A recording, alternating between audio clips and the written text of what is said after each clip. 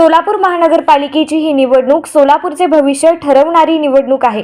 त्यामुळे भाजपच्या पदाधिकारी आणि कार्यकर्त्यांनी भाजपाच्या सर्व 102 उमेदवारांना प्रचंड मतांनी विजयी करावे असे आवाहन भारतीय जनता पार्टीचे प्रदेशाध्यक्ष रवींद्र चव्हाण यांनी केले। सोलापूर महानगरपालिका निवडणुकीच्या प्रचारार्थ भाजपा प्रदेशाध्यक्ष रवींद्र चव्हाण यांच्या उपस्थितीत सोमवारी जुळे सोलापुरातील जामगुंडी मंगल कार्यालयात कार्यकर्ता मेळावा उत्साहात झाला।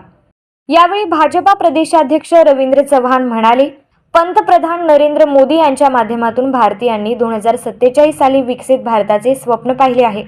हे स्वप्न पूर्ण करण्यासाठी भारतीय जनता पार्टीला 100%च्या दिशेने घेऊन जाणे आवश्यक आहे।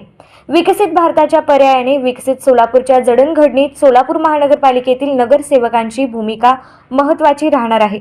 त्यामुळे पंतप्रधान नरेंद्र मोदी आणि मुख्यमंत्री देवेंद्र फडणवीस यांच्या विचारांनी चालणारी सत्ता सोलापुरातही आणायची आहे।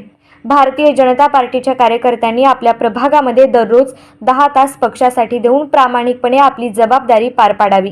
केंद्र सरकारच्या तसेच राज्य सरकारच्या योजना मतदारांपर्यंत जाऊन त्यांना सांगाव्यात आणि कमळ चिन्हाला पर्यायाने भाजपाला मतदान करण्याचे आवाहन करावे।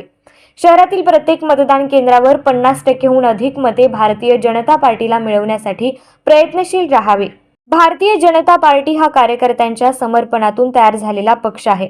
या पक्षातील अनेक कार्यकर्त्यांच्या महत्त्वाकांक्षा आहेत। ज्यांना या निवडणुकीत संधी मिळाली नाही त्यांनी आगामी काळात केंद्र सरकार, राज्य सरकार तसेच सोलापूर महानगरपालिकेत विविध ठिकाणी संधी मिळू शकते।